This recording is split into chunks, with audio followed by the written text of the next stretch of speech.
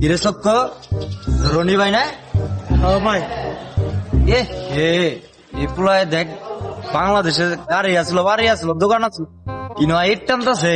ভাই আসলাম হলো প্রবাসে ঘুরতে আসি কি দেখি রনি ভাই এখানে মাথা তো নষ্ট চলতো দিয়ে রনি ভাইয়ের কথা কই।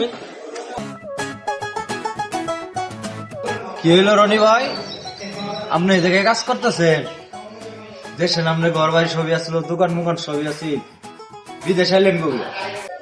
আর কি কমু ভাই, দেশে বহুত ব্যবসায় মায়ের খাইছি ভাই, বহুত টাকা পয়সা আমার মেরে দিছে ভাই, বাকি পটটা নিয়ে ভাই।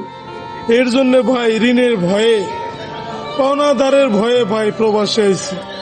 আর দালালের বাচ্চা আমার যে চাকরি দেওয়ার কথা কইছে ভাই, ওই চাকরি দেয় নাই ভাই। তুই বাংলাদেশে যায়া ওই পণ্ডিত দালালরে খুঁজা ভাই করবি। ও আমার কাছে 5.5 লাখ টাকা নিয়ে আমার ইটের চাকরি দিছে। এর চেয়ার বড় দুঃখ হইতে পারে না। তুই বাংলাদেশে গেলে কাউরে বলিস না আমি এই কাজ করতেছি ভাই, কাউরে বলিস না। হাই হাই হাই রে রনি ভাই, আপনার আগে কইছিলাম ভাই বিদেশ বিদেশ আয়েন না ভাই। স্যাঙ্গুর কথা শুনলে আপনার বিদেশ ভালো লাগতো না, এই রাজমিস্ত্রি কামও ভালো লাগতো না। আপনি দেশের বাড়িতে আপনি অনায়াসে থাকতে পারতেন।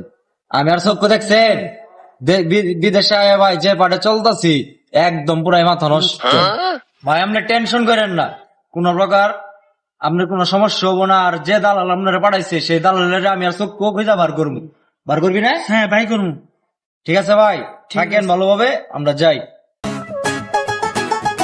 হন চক্ষু রনি ভাইয়ের আমরা প্যান্ট শার্ট কিনতাম, আঙ্গুর খালি ডাবাই দিত। এমন ভাইরাল করবো রনি ভাইরে, রনি ভাই বিদেশ যায় ইটের কাম করে এটা কমো না, সব ফ্লাশ করে দিব। ঠিক আছে? হ্যাঁ তুই কি কবি কথা কমো না, ভাইরাল করে দিমু।